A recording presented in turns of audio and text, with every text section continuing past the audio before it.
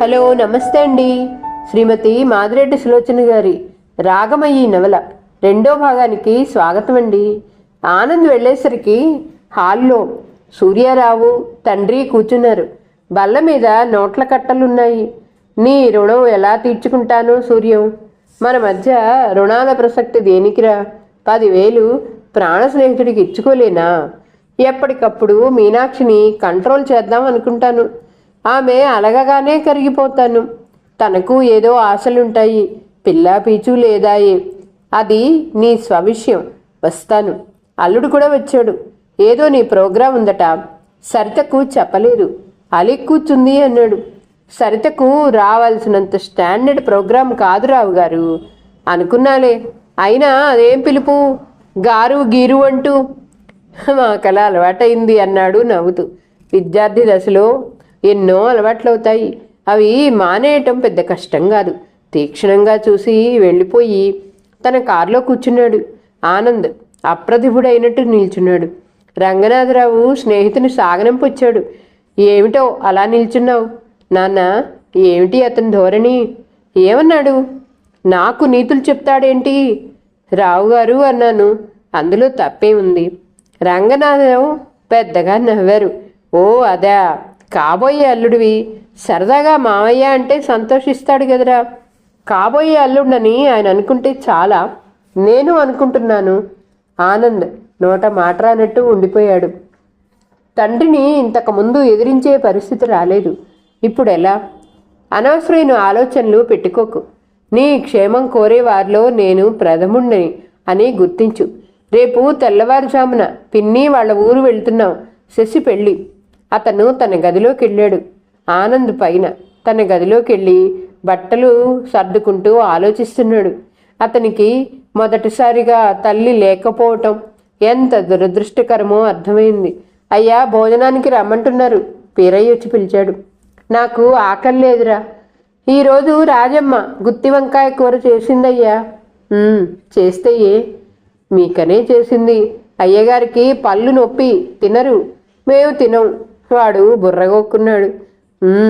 పనివారికైనా తన ఇష్టాలు కావాలి. కిందికొచ్చి రాజమ్మ కోసం భోంచేశాడు. అతని మనసు అల్లకల్లోలంగా ఉంది. అతను పైకెళ్ళాడు. అతని కళ్ళ ముందు తను సరిత కలిసి తిరిగిన విషయాలు గుర్తుకొచ్చాయి. అప్పుడు తను బీఎస్సీ చదువుతున్నాడు.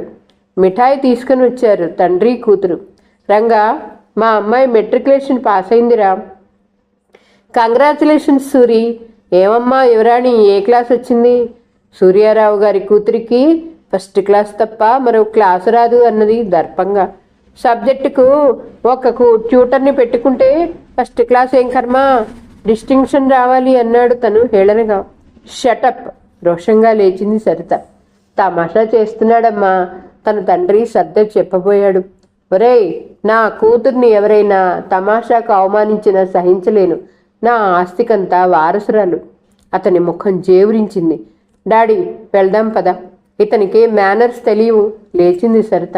ఆనంద్కు మతిపోయింది. ఇంత తీవ్రమైన మనస్తత్వం గల తండ్రి కూతుళ్ళు ఈ సంఘంలో ఎలా బతుకుతారు? షటప్ గిటప్ అంటే పడి ఉండటానికి మేము. ఆవేశంగా ఆనంద్ అరిచాడు. ఆనంద్, నువ్వు లోపలికి వెళ్ళు. రంగనాథరావు కొడుకును కోప్పడ్డాడు. నువ్వు నన్నే అంటావనన్నా? మొదటి నోర్మొయ్. మీనాక్షి తమాషాగా చూస్తుంది. అరగంట తర్వాత సూర్యారావు భోంచేసి వెళ్ళిపోయాడు కూతురుతో. ఆమెకు విలువైన పెన్ను సెట్టు కొనిచ్చాడు రంగనాథం. అంత పాకులాడాల్సిన పనేమిటో ఆనంద్ చీదరించుకున్నాడు. అదేమిటో ఇప్పుడు తెలియదురా, కొన్నాళ్ళు పోతే తెలుస్తుంది అన్నాడు. మరోసారి తను బీఎస్సీ పాస్ అయిన సందర్భంలో తండ్రి పార్టీ ఇస్తే వచ్చారు తండ్రి కూతురు తల్లి. వంటలు కుదరలేదు. నన్నైనా అడగవద్దా? క్లాస్గా వండేవారు తెలుసా అన్నాడు సూర్యారావు. ఏదో నసిగాడు. ఇదిగో అన్నయ్య, మా పాలసీయే వేరు. చెయ్యకపోతే మానేస్తాం కానీ చౌకబారుగా చెయ్యం. అతని భార్య దేవీకుమార్ అంది. అంటే చౌకబారు వంటలా? వండినవారా? అటు కేసు వచ్చిన ఆనంద్ అడిగాడు. దేవీకుమారి నవ్వింది. అక్కడే ఉన్న సరిత అందుకుంది.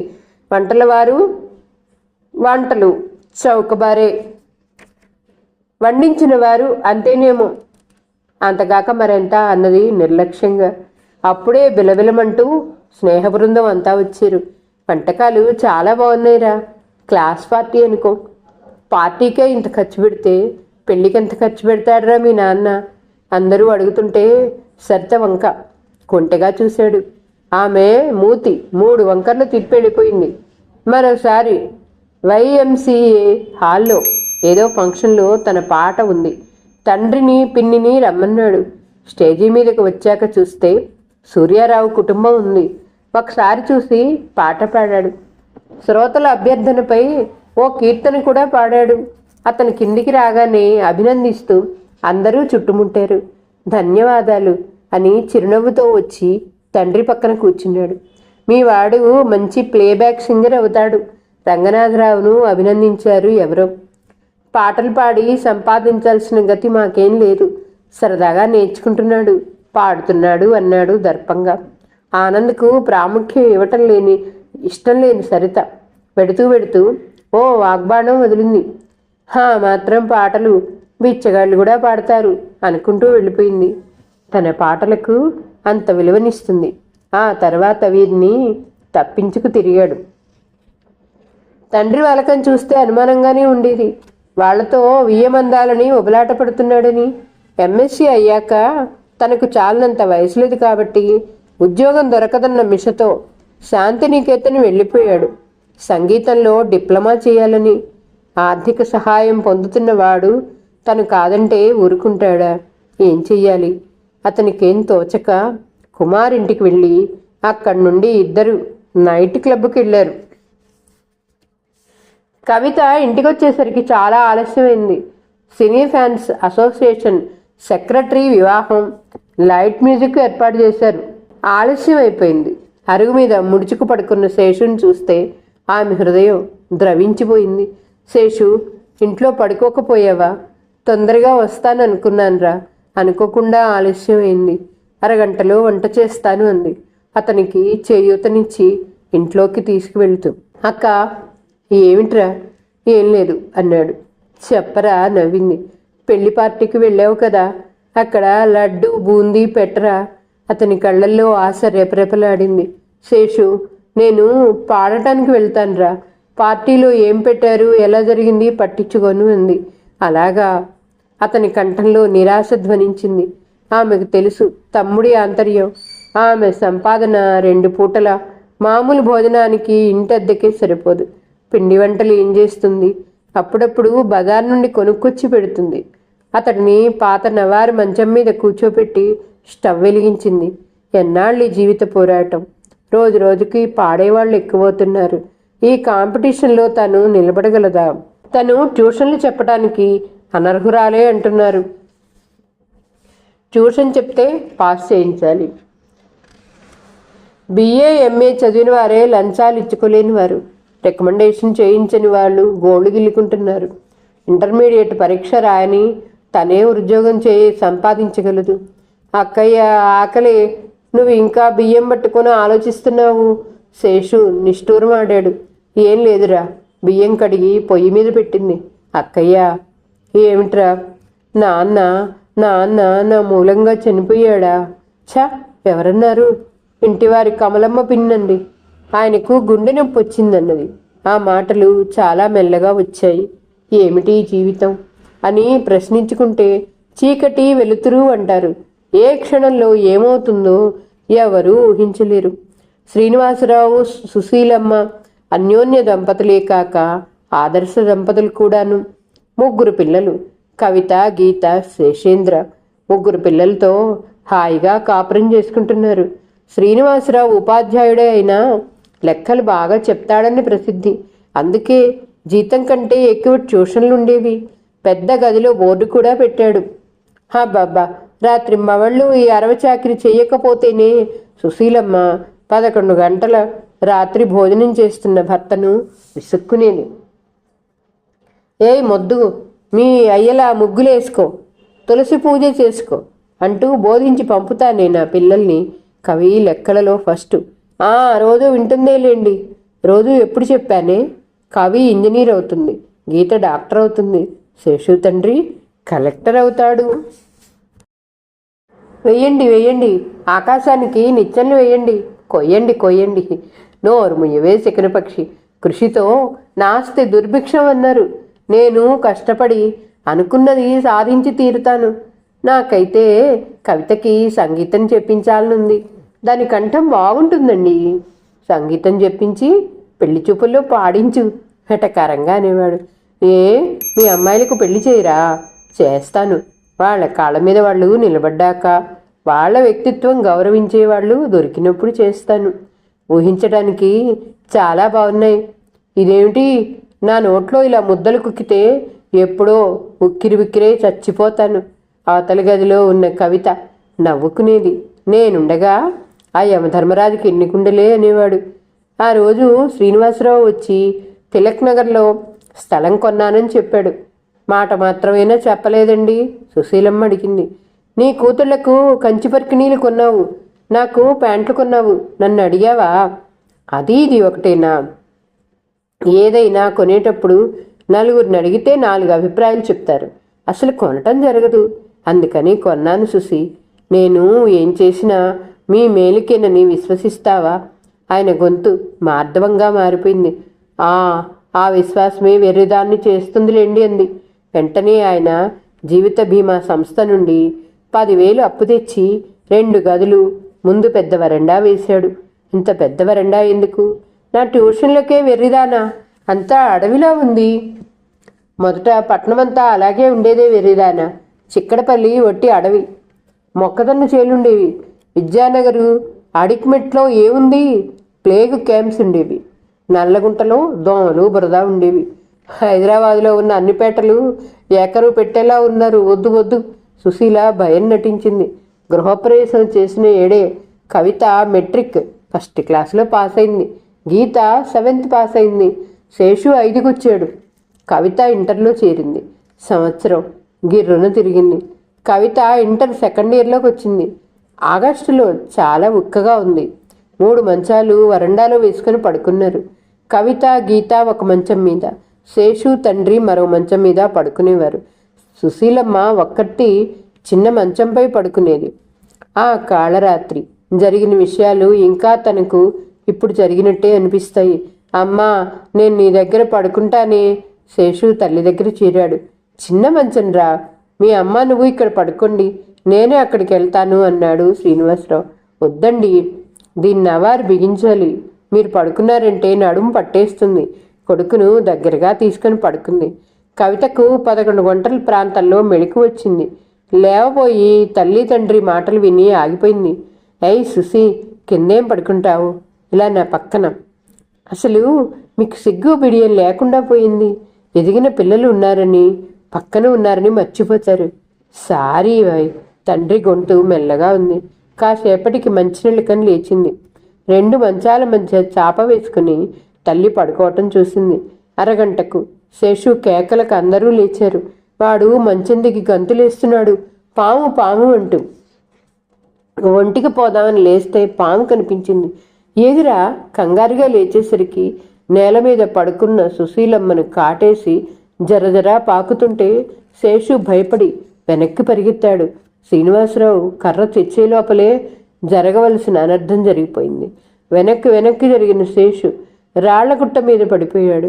సుశీలమ్మ అరుస్తూ లేచింది. ఆ క్షణంలో పాము కరిచిన చోట రక్తం పీల్చేయాలని మర్చిపోయారు. శేషును ఉస్మానియాలో చేర్పించి వచ్చిన శ్రీనివాసరావుకు వరండాలో భార్య శవం, కూతుళ్ళ ఏడ్పులు వినిపించాయి. వెంటనే మంత్రం వేస్తే తగ్గేది. ఇన్ని మందులు కనిపెట్టారు. పాము తేలు కాటుకు మందులే లేవు. అదేం పాపమో. వచ్చి ఇన్నాళ్ళైనా ఒక్కరి జోలికి వచ్చిన ఇల్లాలు కాదు. కవిత, గీత అన్న మధురమైన పిలుపులే వినిపించేవి. చుట్టుపక్కల వాళ్ళు సానుభూతి చూపారు. సుశీ అంటూ మొదలు నరికిన మానులా పడిపోయిన శ్రీనివాసరావు మళ్ళీ లేచి మామూలు మనిషి కాలేదు. సుశీల దహన సంస్కారాలు జరిగాయి. బంధువులంటూ ఎవరూ లేరు. శ్రీనివాసరావు తండ్రికి ఒక్కడే కొడుకు. ఆయన తండ్రి అంతే. సుశీలకు మేనమా ఉన్నాడు. పసిపిల్లగా పెంచినవాడు. సుశీల పచ్చగా ఉందని డబ్బు అడిగేవాడు. ఇవ్వటం లేదని వాళ్ళు రావటం మానేస్తారు. నాన్న లేవండి. కవిత లేపింది. కవిత, మీ అమ్మను చేతులారా చంపానమ్మా, చేతులారా చంపాను. తల బాదుకున్నాడు. సంవత్సరం తిరిగేసరికి అతను భార్యను చేరాడు. ఒక కాలు కుంటితో ఒళ్ళంతా తగిలిన గాయాలు నయమై వచ్చాడు శేషు. ఆ పసి హృదయం తల్లి తండ్రి లేని లోటు భరించలేకపోయింది. ఆకలంటూ తింటాడు, కానీ ఒళ్ళు పెరగదు, బలహీనత తరగదు. మరో ఏడాది తిరిగేసరికి ఇల్లు పోయింది. 25 రూపాయల అద్దె గదిలోకి మారారు. శ్రీనివాసరావు ట్యూషన్లు చెప్పిన వారి అభిమానంతో కవితకు చిన్న తరగతి చదివే పిల్లలకు చెప్పమని జీవనోపాధి కల్పించారు. 3 పొట్టలు నిండి ఇంటద్ద ఇవ్వటం దుర్భరం అయిపోయింది కవితకు. అందుకే ఇంటివారి అబ్బాయి సలహా మేరకు పాడటం ప్రారంభించింది. ఒక్కొక్క నెలలో దొరుకుతాయి ప్రోగ్రామ్స్. ఒక్కోసారి వరుసగా 2-3 నెలలు ఉండవు. అక్క, అన్నం ఆడిపోతుందే, శేషు అరిచాడు. పవిటి చెంగుతో అన్నం నింపింది. తమ్మునికి వడ్డించి తను భోజనం చేశాననిపించింది.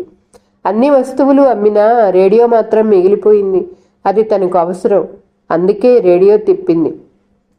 అది గదిగో గగనసీమ, అందమైన గగనసీమ. టక్కున ఆపేసింది. ఎందుకు అన్నట్టు చూశాడు శేషు. ఆ పాట వింటుంటే అమ్మా నాన్న వారి కలలు గుర్తుకొస్తున్నాయి అన్నది. ఆ సినిమా గుర్తుకు తెచ్చుకుని క్లుప్తంగా కథ చెప్పింది. వాళ్ళ అమ్మా నాన్న బతికి ఉన్నారు కాబట్టి ఎప్పుడో కలుసుకుంటారు. మనం శేషు గొంతు పూడుకుపోయింది. అవునరా, మనం కళ్ళు మూసుకొని కలలలో చూడాలి వాళ్ళని. తమ్ముణ్ణి దగ్గరగా తీసుకొని పడుకుంది. ఈ బట్టలన్నీ నాకేనా అక్కయ్యా? అన్నీ నీకే శేషు. గీత మిఠాయి తీసిచ్చింది. అది తీసుకుని ఆబగా తింటున్నాడు శేషు. అక్క మొన్న లడ్డూ కొని తెచ్చిందే, ఇంత బాగా లేదు అన్నాడు. ఎక్కడో చిల్లర కొట్టలో తెచ్చుంటుంది. వాళ్ళంతా నూనెతో చేస్తారు. ఇది అచ్చమైన నేతి మిఠాయి, బాంబే హల్వాలో తెచ్చాను. అక్కయ్య, నువ్వు నటించిన సినిమాలు ఎప్పుడు విడుదలవుతుంది? వచ్చే నెలలో కావచ్చు. ఏం లాభం, పెద్దక్క తీసుకెళ్ళదు. నిరాశగా నిట్టూర్చాడు శేషు. ఎందుకు శేషు? నేను తీసుకువెళ్తాను ఆ రోజు వచ్చి. గీత మాట పూర్తి కాకముందే కవిత వచ్చింది. హలో మిస్ షబ్నం, వెటకారంగా గ్రీట్ చేసింది. అక్క దెబ్బతిన్నట్టు చూసింది. అక్క ఉందని, తమ్ముడు నీ కోసం బాధపడతాడని గుర్తున్నందుకు చాలా సంతోషం, చాలా సంతోషం, రోషంగా అంది కవిత. అక్క, నువ్వు పిచ్చిగా మాట్లాడకు. రోజూ రావాలనే ఉంటుంది, కానీ నీకు భయపడి రాను. భయపడేది నాకు కాదు, నీ అంతరాత్మకు. అంతరాత్మకు భయపడే భయంకరమైన పనులేమీ నేను చేయట్లేదు. నువ్వు పాడి సంపాదిస్తే నేను ఆడి సంపాదిస్తున్నాను. నోర్ముయ్. నిన్ను నువ్వు సమర్థించుకోగానే సరే, ఆ వస్తువులన్నీ చూసి ఆ అమాయకుడిని ప్రలోభ పెడుతున్నావు. తీసుకుపో, తర్జనితో తలుపు చూపింది. అక్క, అమ్మవి మిగిలిన చీరలు కట్టుకొని నువ్వు బాగానే ఉన్నావు. ముతక గుడ్డల్లో వాడిని చూడలేకపోతున్నాను. నేను వెడతాను కానీ శేషుని తెచ్చినవి ఏవీ తీసుకెళ్లను.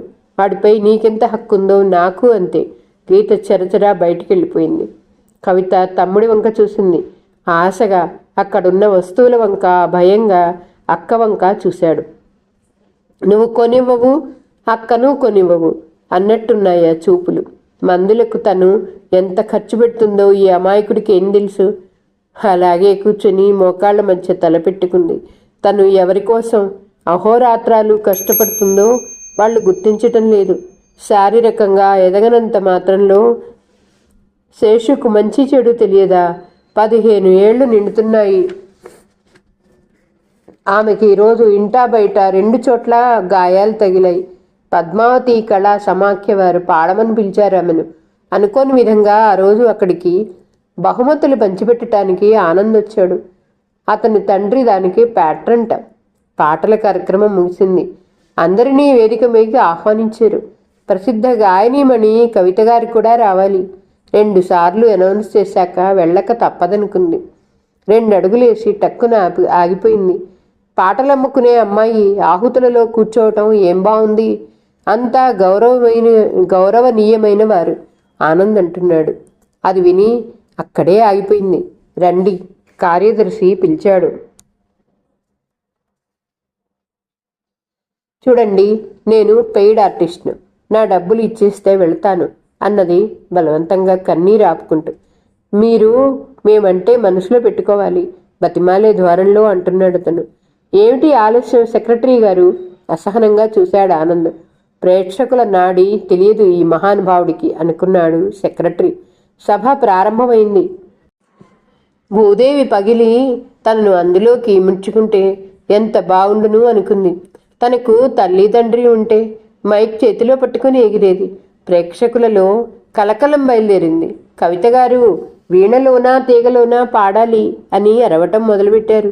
మరికొందరు సంకురాత్రి దాటేదాకా శుభలగ్నం లేదన్నాడే అనే పాట పాడమని గోల మొదలెట్టారు. మీ కోరిక తీరుతుంది, మీరు మౌనంగా ఉండాలి నిర్వాహకులు అభ్యర్థించారు. హాలు నిశ్శబ్దంగా ఉంది. రండి కవిత గారు. కవితకు తెలుసు, వెళ్ళకపోతే హాలు ధ్వంసమవుతుంది. అదీగాక ఆనంద్కు కనువిప్పు కలగాలి. అందుకే వెళ్ళి వీణలోన తీగలోన ఎక్కడున్నది రాగము, ఎలా అయినది నాదము అంటూ పాడింది. మధురిమతో పాటు విషాదము పలికింది. ఎన్నడూ లేనంత బాగా పాడింది. ప్రేక్షకుల అభినందనలు అందుకుంది. ఆ తర్వాత సంకురాతిరి వెళ్లేదాకా పాడుతుంటే హాల్లో చప్పట్లు మిన్నుముట్టాయి. కొందరు దండలు విసిరారు. ఆ కుర్చీలో కూర్చున్న ఆయన కవితా యువజ్యోతి కల్చరల్ అసోసియేషన్లో పాడిన పాట పాడాలి వెనుక నుంచి అరిచారు. ఈసారి త్వరగా మైక్ దగ్గరికి వెళ్ళింది కవిత. నన్ను ఇంతగా ఆదరిస్తున్న శ్రోతలకు నమస్సులు. నేను పాటలు పాడే మామూలు దాన్ని. శ్రీ ఆనంద్ గారు సంగీత విద్వాంసులు. నాదము, శృతి, స్థాయి, స్వరము తెలిసిన వ్యక్తి. వారితో పాడలిని నా ఆసక్తతకు మన్నించండి. అందరూ నిశ్శబ్దంగా కూర్చున్నారు. బహుమతులు అందుకున్నారంతా. తనకు ప్రత్యేకంగా త్యాగరాజు పెయింటింగ్ ఇచ్చారు. ఆనంద్ పెయింటింగ్ ఇస్తూ చిరునవ్వు నవ్విన తను నమస్కరించొచ్చింది. తను రిక్షా చేసుకుంది. బస్ కోసం చూస్తుంటే ఆలస్యం అయ్యేలా ఉంది. శేషు ఆకలితో ఉంటాడని బాధ కలిగింది.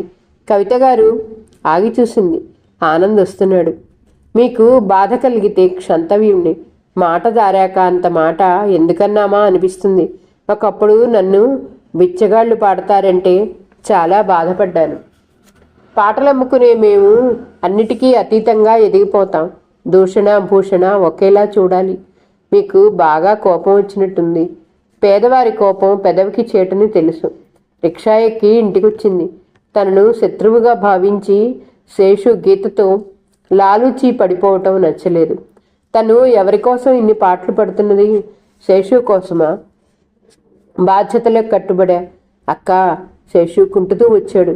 ఏమిటి? నువ్వు అలా ఉంటే చూడలేని. అవి ఏమీ నాకొద్దు. నువ్వెలా చెప్తే అలా వింటాను. భుజం మీద తల ఆంచాడు శేషు. అవి అక్కయ్య ఇచ్చింది, వద్దు అనకూడదు. మరెందుకలా ఉన్నావు? బయట సమస్యలు బోల్డున్నాయి అన్నది శేషుని దగ్గరగా తీసుకుని. ఆమె అంతరాత్మ మేలుకుంది. శేషుపై తనకెంత హక్కుందో గీతకు అంతే. కాదనటానికి తానెవరు? తమ్ముడికి బట్టలేసింది. పెద్దక్క, ఏమిట్రా? మిఠాయి తిను, వంట చేస్తాను. గీతక్క అంటే ఎందుకే అంత కోపం? సినిమా తారలంటే ఎంత పేరు. విననట్టే స్టవ్ ముందు కూర్చుంది. గీతకంటే తనకు కోపమా? ఇల్లంతా పోయిందని తను కుమిలిపోతుంటే ఓ పెద్ద మనిషిని వెంట పెట్టుకొని వచ్చింది. అక్క, ఇతను హోటలు అప్సరా మేనేజర్. అక్కడ డాన్స్ చేయాలని అడిగాడు. నేను అంగీకరించాను. 10వ తరగతి చదువుతున్న నాకు ఉద్యోగం ఎవరిస్తారు? ఏమిటే, ఏమన్నావు? అతను లేకపోతే ఆ చెంప ఈ చెంప వాయిచ్చేది. డాన్స్ చేస్తానంటున్నాను. హోటల్లోనా? మరి ఇంట్లో చేస్తే ఎవరు చూస్తారు? చాలే సరసం. సరసం కోసం రాలేదు. నాకు అనుమతి కావాలి. నేను అనుమతించకపోతే ఆగేది లేదనుకో. అయితే తక్షణం వెళ్ళు. చూడండి, అతను కల్పించుకున్నాడు. ఇక్కడ అమ్మాయికేం ప్రమాదం ఉండదు. క్యాబరే డాన్స్ అంటే బూతు అని ఎందుకు అనుకుంటారు? చూడండి, మీ పేరు నాకు తెలియదు. నేను బూతు కళ అనలేదు. ఓ కోటీశ్వరుడు మీకందరికీ గంజి ఇస్తే కిడ్నీ క్లియరెన్స్ కంటారు. అదే మేమిస్తే గతిలేక అంటారు. గతిలేకనే నేను ఈ పనికి అంగీకరించాను. పెద్దదానివని చెప్పాను. వస్తాను. చాలని కూడుతో కడుపు మార్చుకోవాల్సిన అవసరం నాకు లేదు. చరచరా బయటికెళ్ళింది గీత. మేనేజర్ జాలిగా చూసి ఆమెను అనుసరించాడు. అలాగే ప్రాణం లేనట్టు నిలబడిపోయింది కవిత. ఎంత మారిపోయింది గీత. కష్టాలు మనిషిని ఎటు తీసుకెళ్తాయి? తన చిన్న చెల్లెలు కాసేపు అన్నం పెట్టడం ఆలస్యమైతే వచ్చి దర్జాగా ఏ కుదురో తట్టో బోర్లిచ్చుకొని కూర్చునేది. వార్తలు, వీధి వార్తలు చదువుతున్నది సుప్పనాతి గీత. ఎంఎంఎస్ఎం అంటే ఏమిటి? రోకలితో తల బద్దలు కొట్టుకుంటారా? అవసరం లేదు. 7th pass. చాలే సంతోషి చాలేవే, వడ్డించేస్తాను. తల్లి నవ్వేది. అదిగో వడ్డు రావద్దు. వీధి వార్తలు. సుబ్బమ్మత్త మావయ్యతో పోట్లాడుతుంది. రాజలక్ష్మి పిన్ని మంచం పెట్టింది. స్టీల్ పాత్రల వాడు దివాలా తీశాడని. అతని దగ్గర 100 మెంబర్లను చేర్పించింది పిన్ని. కవిత, కంచం పెట్టవే, లేకపోతే తలనొప్పి వస్తుంది. తలనొప్పికి అమృతాంజనం రాసుకోవచ్చును. వార్తలు చదువుతున్నది సుప్పనాతి గీత. శంకరం బాబాయికి ప్రమోషన్ వచ్చేలా ఉందని అనుకుంటున్నారు. సుధారాణి అత్తవారింటికి వెళ్ళనని పట్టుబట్టిన దరిమిలా ఇంట్లో అందరూ ఆందోళన పడుతున్నారు. వాతావరణ సూచన. వీధి కొళాయి దగ్గర సిగపట్లు లేవు. రావే, వడ్డించేశాను. వార్తలు ముగించే ముందు విశేషాలు మరొకసారి. కవిత గట్టిగా నోరు మూసేది. అందరూ నవ్వుకునేవారు. పెద్దది గంభీరంగా ప్రవహించే నది అయితే, చిన్నది గలగల పారే సెలయేరు అంటూ తల్లిదండ్రులు మురిసిపోయేవారు. తమ జీవితం ఇంత చిత్రమైన మలుపు తిరుగుతుందని అనుకుందా తను. అక్క, నా కాలు బాగవదట కదా. ఎవరన్నారు? పక్కింటి మా అమ్మ. అంతా అబద్ధం. మనం బాగుండటం ఇష్టం లేక అలా అంది. బతికి చేసేదేముందక్క, బడికిపోతాను దిగులుగా అన్నాడు. నేను ప్రైవేటుగా చదివించి మెట్రికులేషన్ పరీక్ష కూర్చోపెడతాను. నువ్వు వెర్రిమర్రి ఆలోచనలు పెట్టుకోకు అన్నది ప్రేమగా దగ్గరికి తీసుకుని. శేషు మరి మాట్లాడలేదు. ఢిల్లీ ఆంధ్ర కల్చరల్ అసోసియేషన్తో కృష్ణ గత కొన్ని రోజులుగా ఉత్తర ప్రత్యుత్తరాలు జరుపుతున్నాడు. ఈసారి దసరా వేడుకలు పురస్కరించుకొని వారికి ఆహ్వానం వచ్చింది. యువజ్యోతి వారికి 3 రోజులు అక్కడ కార్యక్రమాలు జరపటానికి అంగీకరించారు. మొదటి రోజు నాటకం, 2వ రోజు నృత్యం, ధ్వని అనుకరణ, 3వ రోజు మ్యూజికల్ నైట్ ఉంటాయి. కృష్ణ ఉత్సాహంగా ఆనంద్ దగ్గరికి వచ్చాడు. నాకు రాజారావు మెమోరియల్ కాలేజీలో ఉద్యోగం వచ్చిందిరా చెప్పాడు. కొయ్యకురా, నీకు ఉద్యోగం చేయాల్సిన కర్మే ఉందిరా. ఎలాంటి కర్మ అయితే ఉద్యోగం చేయాలో చెప్పు. నిత్యావసరాలకు కొట్టుమిట్టాడేవాడు చెయ్యాలి. నా గదిలోకి పైకి వెళ్దాన్రా. ఇద్దరూ పైకి వెళ్ళారు, కూర్చున్నారు. కృష్ణ, మనది అపూర్వమైన స్నేహం కాకపోయినా నిజాయితీ గల స్నేహం అని నమ్ముతున్నాను. కాలక్షేపానికి కుమార్ విశ్వంతో తిరుగుతాను. ఇప్పుడు ఈ ఉపోద్ఘాతమంతా దేనికిరా నిట్టూర్చాడు ఆనంద్. కొందరి జీవితాలు మేడిపండు చందమని అందరికీ తెలియకపోవటం దురదృష్టం అనుకున్నాడు మనసులో. నాన్నగారి వ్యాపారం అంత బాగా నడుస్తుందనుకోను. నాకేదో కట్టబెట్టాలని చూస్తున్నారు. కంగ్రాచులేషన్స్. నీ ముఖం శుభం పలకరా పెళ్లి కొడక అంటే పెళ్లి కూతురు ముండా అన్నట్టుంది. నీలాంటి వాడు ఎవరో అన్నట్ట. ఈ పెళ్లి తప్పించుకోవాలంటే మీ కాబోయే మామగారి ఆగ్రహానికి గురి కావాలి, అవునా? అంతేకాదు, ఏ క్షణంలో ఏమొస్తుందో తెలీదు. స్వతంత్రంగా బతికే పరపతి ఉండాలి. ఏమోరా, మీ నాన్న ఏది చేసినా నీ మేలు కోరి చేస్తాడు. బాగా ఆలోచించు. ఆలోచించాల్సింది ఏం లేదురా. ఆ అమ్మాయితో కాపురం పొసగదు. మా మాట ఆలోచించురా. నేను రావాలనుకుంటే మరో 4 రోజులు ముందుకు పోనివ్వు కార్యక్రమాల్ని. అప్పటికి ఫస్ట్ టర్మ్ హాలిడేస్ ప్రారంభం అవుతాయి. రాస్తాను. ఢిల్లీ అనగానే మా సభ్యురాళ్ళు నిరుపమ, రేవతి తయారయ్యారు చూడు. ఆ సాంస్కృతిక కార్యక్రమాల వల్ల ఏమన్నా గిట్టుబాటు అవుతుందా అంటే నువ్వేమనుకోకు. అందరూ అనటం బాగా వెనకేస్తున్నావని, పెద్దవారికి కార్యక్రమాలు నిర్వహించి పెడుతున్నావని. అది నీ దాకా వచ్చింది. ఒరే ఆనంద్, నీకు మొదటే చెప్పాను. రేసుల్లా పేకాటలా ఇదో పిచ్చిరా తండ్రి. పెద్ద వాళ్ళను మోసం చేసి తీసుకుంటే తప్ప తమను తాము ఇవ్వర్రా. అది మనకి రాదు. పోనీలో ఏదైనా సినిమాకి వెళ్దాం పద. ఈరోజు మా ఆవిడకు త్వరగా వస్తానని చెప్పాను. ఊరుకోదురా. ఏనాడు 10కి ముందు గూడ్చారను. పేరయ్య టీ తీసుకొచ్చాడు. ఇద్దరూ తాగుతూ లోకాభిరామాయణంలో పడ్డారు. కృష్ణయ్య పేరయ్య బుర్రగోకుతూ నిల్చున్నాడు. ఏంటయ్యా మరండి, అన్ని నాటకాలు ఆడిస్తారు కదా. ఒరే పీర్, ఈ వేషం వెయ్యి అనరేమండి. నువ్వు వేషం వేయగలవా? మేం వేషం వేయటం సుతారామండి. వేషాలు వేసేవారంతా నాకన్నా బాగున్నారా? సరేలే, ఏమైనా నౌకరు వేషం ఉంటే. పోదురు, నాటకంలో కూడా నౌకరు వేషమేనా? హీరో వేషం ఇవ్వండి. సంవత్సరానికి 30 రూపాయలు కట్టి మెంబర్షిప్ సంపాదించు, ఆ తర్వాత హీరో. నాకు కూడా మెంబర్షిప్పా? అందరికీ ఉండాల్సిందే అన్నాడు. వెళ్ళు వెళ్ళు, వేషమే తక్కువైంది. ఇప్పుడు ఇంతకు ఏం చేస్తున్నావని పిన్ని సాధిస్తుంది కసురుతూ అన్నాడు ఆనంద్. ఈరోజు కథ ఇంతటితో సమాప్తం అండి. మరలా తర్వాయి భాగంతో కలుద్దాం. నా కథ మీకు నచ్చితే please like, share, subscribe and comment. ఉంటానండి. పద్మావతి చావలి.